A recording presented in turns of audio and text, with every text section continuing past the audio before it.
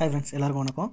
இந்த வீடியோவில் நம்ம பார்க்க போகிறது கூலிங் டவரில் இருக்க வாட்டரோட பேராமீட்டர்ஸ் வந்து ரொம்ப முக்கியம். அதில் வந்து பார்த்திங்கன்னா நமக்கு மேக்கப் ஆகிற வாட்டரும் சரி, சர்க்குலேஷனில் இருக்க வாட்டரும் சரி, நமக்கு வந்து pH, TDS, ஹார்ட்னஸ் இந்த மாதிரி வந்து சிலிக்கா வேல்யூஸ் வந்து நம்ம மெயின்டைன் பண்ணோம். அப்படி ப்ராப்பராக மெயின்டைன் பண்ணல அப்படின்னா நமக்கு கரோஷன், பயோசைட்டில் ஸ்கேல் ஃபார்மேஷன் இது மாதிரி நிறைய இஷ்யூஸ் வந்து நம்ம ஃபேஸ் பண்ணுவோம். அப்போது இதை வந்து அவாய்ட் பண்ணுறதுக்கு பேசிக்காக நம்ம செக் பண்ணும்போது அப்போது அந்த சர்க்குலேஷன் வாட்டர் சர்க்குலேட் ஆகுது எவ்வளோ வந்து நம்ம எத்தனை சைக்கிள் வந்து போயிட்டு வருது அப்படின்ற கால்குலேஷன் வந்து எப்படி எடுக்கிறது அப்படின்னு தான் அந்த வீடியோவில் பார்க்க போகிறோம். அதுதான் வந்து கூலிங் டவர் COC சொல்லுவாங்க, சைக்கிள்ஸ் ஆஃப் கான்சன்ட்ரேஷன். இது எப்படி கண்டுபிடிக்கிறது அப்படின்னா, இதில் மேக்கப் வாட்டர் வந்து நமக்கு 150 TDS. ஃபார் எக்ஸாம்பிள் வந்து இது வந்து ஒரு RO வாட்டர் மேக்கப் வந்து நம்ம கூலிங் டவர் கொடுக்குறோம். இப்போ கூலிங் டவரில் சர்க்குலேஷன் ஆகிற வாட்டரோட TDS செக் பண்ணுறோம், 1500 இருக்குது. அப்படி இருக்குது அப்படின்னா இப்போது நம்ம கொடுக்குற makeup water circulation water divide பண்ணோம் அப்படின்னா நமக்கு 10 வரும். அப்போது நமக்கு வந்து 10 COC வந்து கூலிங் டவரில் நமக்கு வாட்டர் சைக்கிள் ஆகுது. ஓகேங்களா? இப்போது இந்த 150ன்றது லிமிட்.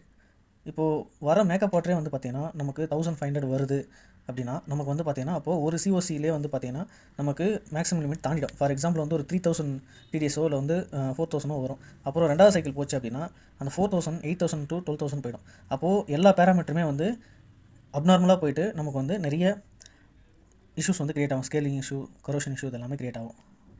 அப்போது இதெல்லாமே அவாய்ட் பண்ணணும் அப்படின்னா நம்ம வந்து கெமிக்கல் ட்ரீட்மெண்ட் பண்ணுறது, ப்ளோ டவுன் பண்ணுறது இதை மாதிரி ஆக்டிவிட்டீஸ்லாம் பண்ணணும் அப்படின்னா தான் நமக்கு வந்து இந்த கூலிங் டவரில் இருக்க வாட்டர் வந்து நம்ம ஆஸ் பர் லிமிட்லேயே நம்ம மெயின்டைன் பண்ண முடியும். அப்படி மெயின்டைன் பண்ணலன்னா நமக்கு நிறைய பிரச்சனைகள் வரும்.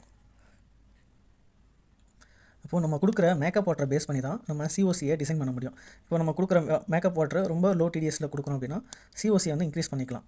நம்ம கொடுக்குற வாட்டரோட பேராமீட்டர் மேக்கப்பே வந்து அதிகமாக இருக்குது அப்படின்னா நம்ம வந்து ப்ளோ டவுன் பண்ணுறோம். அப்போ ப்ளோ டவுன்றது என்னங்கன்னா நமக்கு வந்து ஆட்டோமேட்டிக்காக அந்த கெமிக்கல் ட்ரீட்மெண்ட் சிஸ்டமில் இருந்து நமக்கு ஃபார் எக்ஸாம்பிள் 2000 TDS வந்து ரீச் ஆயிடுச்சு அப்படின்னா நமக்கு என்ன ஆகும்னா அந்த ப்ளோ டவுன் ஒரு சால்வெண்ட் காயில் வந்து நமக்கு தண்ணியை ரிஜெக்ட் பண்ணிடும். அப்போ ரிஜெக்ட் பண்ணும்போது சர்க்குலேஷனில் இருக்க வாட்டர் வந்து லெவல் குறைஞ்சிச்சுன்னா நமக்கு மேக்கப் ஆகிற வாட்டர் வந்து இன்க்ரீஸ் ஆகும். அப்போ ஃப்ரெஷ் வாட்டர் ஆட் ஆகும்போது நமக்கு வாட்டரோட பேராமீட்டர்ஸ் எல்லாமே குறையும். அப்படி குறையும் போது நமக்கு லிமிட் வந்துருச்சுன்னா திரும்ப அந்த சால்வெண்ட் க்ளோஸ் ஆகிட்டு நமக்கு நார்மலாக அதே வாட்டர் சர்க்குலேட் ஆகும். எப்போல்லாம் அந்த பேராமீட்டர் வந்து அதிகமாகுதோ அப்போல்லாம் ப்ளோ டவுன் வந்து ஆட்டோமேட்டிக்காக நடக்கும்.